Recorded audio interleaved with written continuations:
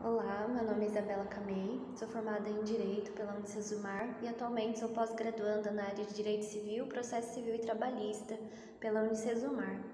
Minha orientadora para este trabalho foi a Maria Clara Maruzzi Capraro, que é coautora deste artigo também, mestranda em Ciências Jurídicas pela Universidade Unicesumar e orientanda da professora Cleide Fermentão.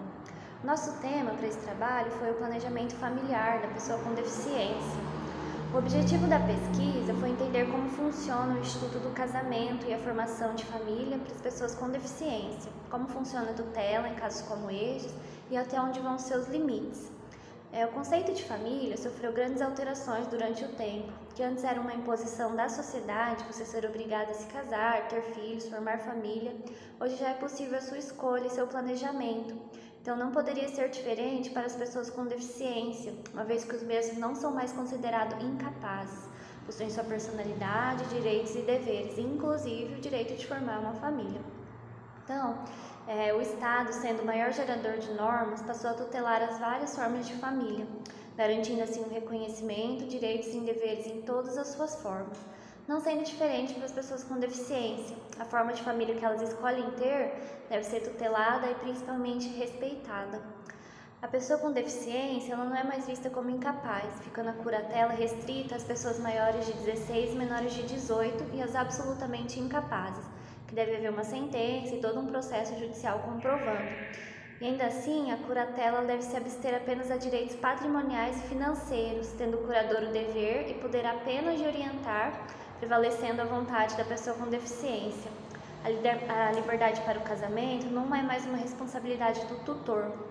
Então, quanto à liberdade para o casamento, que era o papel do curador no Código Civil, com o advento do CPC, não é mais responsabilidade nem direito do curador autorizar ou não um casamento, podendo o curatelado se casar, se relacionar sexualmente, livremente, uma vez que responde pelo próprio corpo.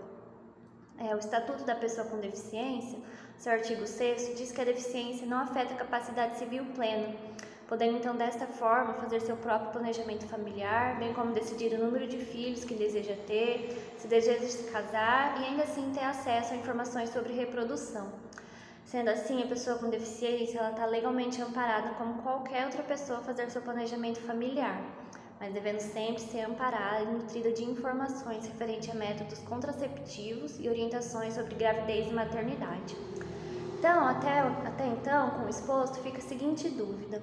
Uma pessoa com deficiência que não consegue ao menos cuidar de si mesma, seja por condições físicas ou mentais, conseguirá cuidar de uma criança que dependerá totalmente dela?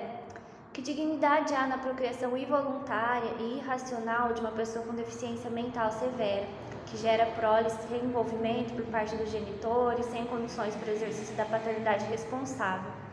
Então, por isso que o planejamento familiar deve ser visto com olhos muito severos e levar o mesmo a sério, não devendo a capacidade civil absoluta ser quesito único para a procriação da pessoa com deficiência, então devendo cada caso ser analisado conforme sua necessidade. O que busca não é a proibição da autonomia da pessoa com deficiência, sim a liberdade de escolha. A regra geral é a capacidade plena, devendo cada caso ser analisado em sua individualidade e ainda assim por meio de um processo judicial. Então, não se pode admitir que familiares ou tutores escolhidos tenham a decisão final em relação à escolha do próprio corpo da pessoa com deficiência. Conclui-se assim que deve-se deixar a liberdade para que a pessoa mesma decida, então devendo ela sempre ter a voz final, porém jamais deixar de dar assistência e o amparo, bem como guiar suas escolhas. Então esse foi o tema escolhido para o nosso trabalho. Muito obrigada a todos pela atenção.